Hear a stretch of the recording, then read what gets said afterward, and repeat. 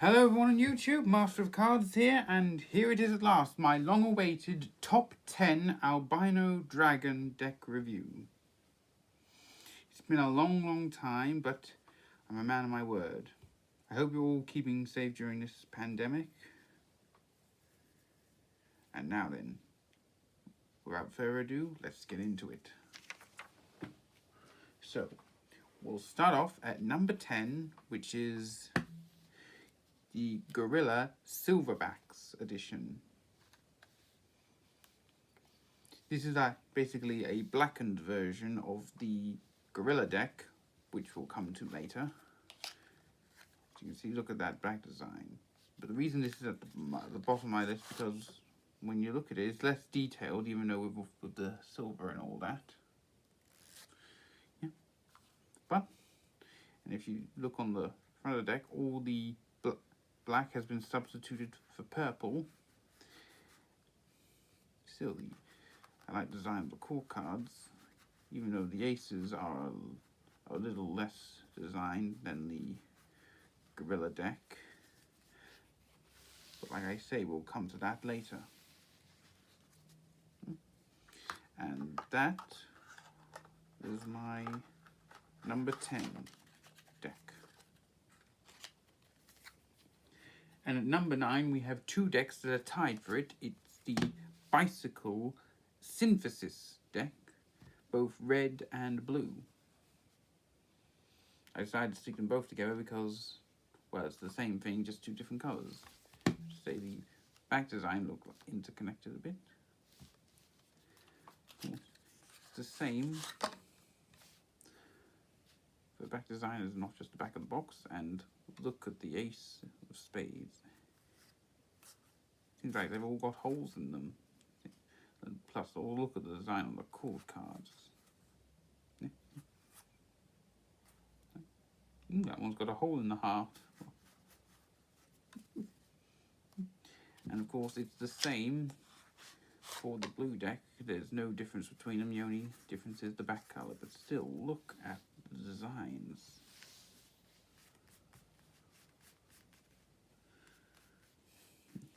I won't go into all of them as it will spoil it in case any of you want to buy this deck. And if you already have this deck, then you know what I mean.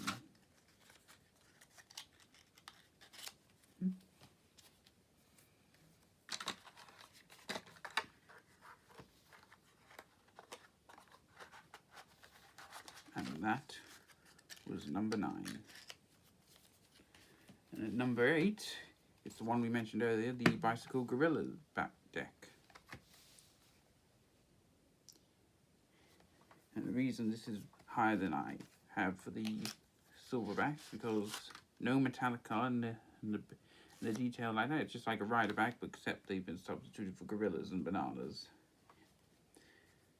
And look at the detail on the aces. Female for the gorilla for the reds, male for the blacks. And of course the detail on the core cards. Can you imagine Alice in Wonderland with that? It would be more like, instead of off with her head, it would be more like off with her head, or something like that.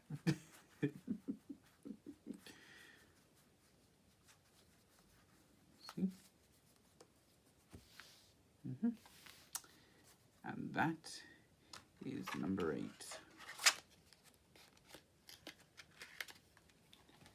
Next, at number 7, it's the Bicycle Kingdoms of a New World Gold Edition. Yep, there's a red and blue edition as well, but I like the gold one better because, well, it's the one that sticks out of them. And look at that, black and gold. What can I say? I think those two colours go together like strawberries and cream. Very simple design for the, or darker design for the pips, and look at that, the design on some of the core cards is amazing. But for the aces, look at that, see, like a tree with clubs. There, ace of spades, see, just like on the front of the box.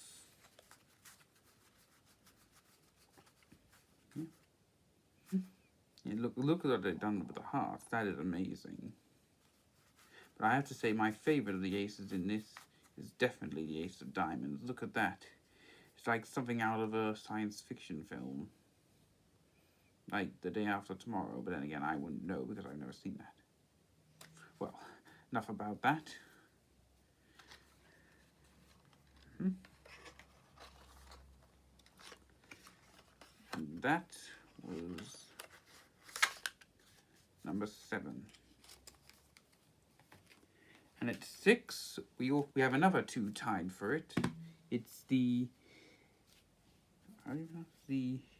Angellyrium decks. Yeah, there are 2 different ones. We have the Enochian, or how I pronounce that. I'm mispronouncing it, sorry, and the Tree of Life. There are 3 others in this series. They are bicycle branded, but I like these because the other ones have just copied the back designs. Well, how could they not? Because they are very good. And like with the previous deck, all the core cards are different. But specifically, the King of Spades has like the same artwork they have of the characters on the front of the boxes, as you can see. Of course, the only difference, of course, is the Ace of Spades. Of course, the back design for the pips, and of course, we'll look at these. I won't do all of them because, well, I don't want to spoil the like I say, if you want to know more of them, you have to buy the other decks. And of course, there's the other aces.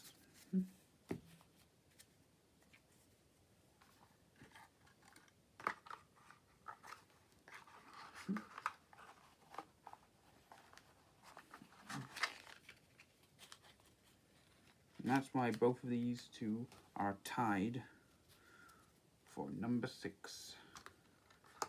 We're now halfway through the list, and I can tell you there are no more decks sharing the same spot. From now on, it's just 1 for each of them. So now we're into the top 5. And at number 5, it's the Wizard of Oz deck. Yeah. There are 2 different decks of this. The other one we'll come to in a moment. But this one is different from the others because, well, first it's got a different back design. See there's the Yellow Brick Road, Emerald City, Dorothy's house. But with this one, as you can see there, these are the pips. But what makes this different is that all the characters and the core cards, see we've got the Tin Man, there's Dorothy, the Cowardly Lion, and Glinda, Witch of the North, even though she's the Witch of the South in the books. They're all in black and white, which depict how the characters looked at the start and the end of the film when the characters were in Kansas. And also their counterparts, etc. See, there's the Wicked Witch. Of course, with the aces, well, of course, it's the Wizard of Oz and the Emerald City on the Ace of Spades, but all the others, they have different ones on. Like for this, the Ace of Diamonds has the scroll that the wizard gave to the Scarecrow at the end. The clubs represents the medal he gave the lion, and the heart represents the pocket watch in the shape of a heart that he gave Tin Man at the end. And of course, some of them are replicated on some of the other pips in some of the cards. And that was number 5. And at number 4, what could be better than the Wizard of Oz? Then the Wizard of Oz 75th Anniversary Edition. Even though it's more than 75 years old, but this was celebrated when it was released then. Now, what I like about this one as well, there's a more colourful back design, this time also featuring the witch. But what makes this different is all the core cards are now in colour. See, there's Dorothy, there's Scarecrow, Tin Man, Cowardly Lion, the Wicked Witch of the West End, Oz the Great and Powerful. Sorry. Apart from that, the back of the cards are now grey instead of wooden colour. And I think it suits it even better. So that is why this deck is at number 4. And now we get into my top 3.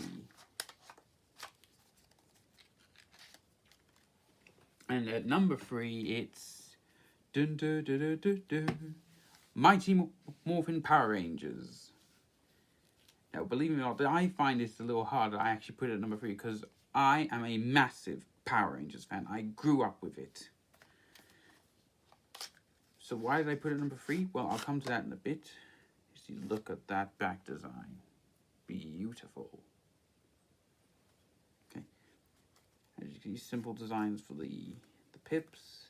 Of course, with the aces, as you can see, if you look at the black aces, there's the depiction of a famous villain, Power Rangers villain in them, and heroes for the hearts and diamonds. But the best bit of part of this deck is the court cards. Like all the reds, like the diamonds and the hearts, each kings, queens, and jacks each represent the Power Rangers. See? Red, yellow, blue, pink, black, and green. They didn't do the white because, well, they're one and the same. You see, in fact, my mum used to fancy his actor. I can't blame her. And, well, and with the spades and the clubs, each are represented by the villains. So you've got Rita Repulsa, Goldar, Scorpina, then we have Lord Zed, Rito Revolto, and Master Vile. If you don't know who these are, then, boy, you missed out on a great childhood. Well, and that was my number 3 deck. Now, if you're wondering, if I'm such a Power Rangers fan, why did I put that at number 3 instead of number 1? Well, I can't just put it at 1 automatically, because that's just favoritism. And when you see the other 2, you'll know why. And at number 2, we have, believe it or not, the Alien deck. Now, this, you may find shocking after I say this, but I am not exactly a horror movie fan, and I have never seen the film because I think it's, well, a little too gory. So why this? Well, just take a look at the cards. I mean, the back design is absolutely beautiful. I mean, the black and the green, they just go together. And look at the cards. I mean, there's like an organic look to the pips. I mean, look, there's diamonds, clubs, spades, hearts, and what they've done with the court cards is like each one of them stays the same. Like for the kings, they have the xenomorph. The queens, they've got the face hugger, and the jacks are represented what, like that thing, like what these are in their younger stage, like when one popped out of John Hurt's chest. Yes, I know what you're thinking. And if you don't like the film, how do I know it? Because I saw it in John Hurt's top 10 movies. This was his, and him in this was his second greatest role, just behind the Elephant Man. Boy, I miss John Hurt. Well, anyway, as you can see, that was my number 2 deck. No honourable mentions this time, because I didn't have enough decks for it. But now,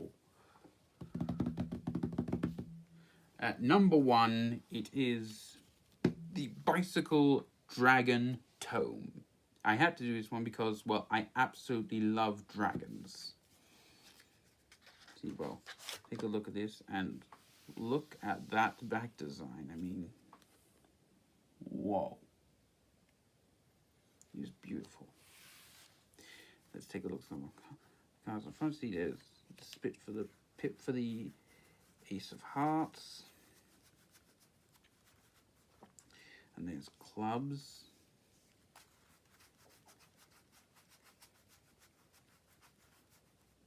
There's spades. And there's diamonds. And of course, the core cards are all have a different dragon design on them.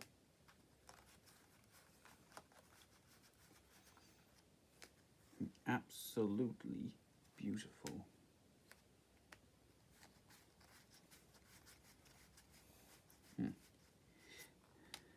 There's cost me quite a pretty penny, but then again, I can't exactly remember how much it cost me, but if you can afford this deck and love dragons and cards, then I would seriously recommend this deck. Look at them, absolutely beautiful. And that is my #1 deck from Albino Dragon. Well, that's it for now. My next deck review will be top 10 card experiment decks. But I won't be doing that straight away. I might fit in a trick or two before then. When those come, you'll know. But they will come eventually. Right, so that's it for now. So until next time, ciao.